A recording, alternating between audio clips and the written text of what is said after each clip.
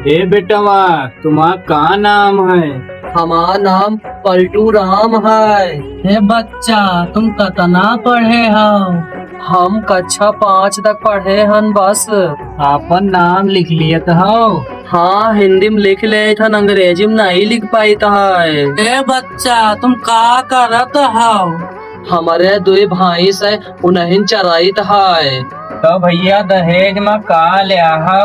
भैया ज्यादा कुछ ना दे हो, एक साइकिल दे दे हो, रेडियो दे दे हो।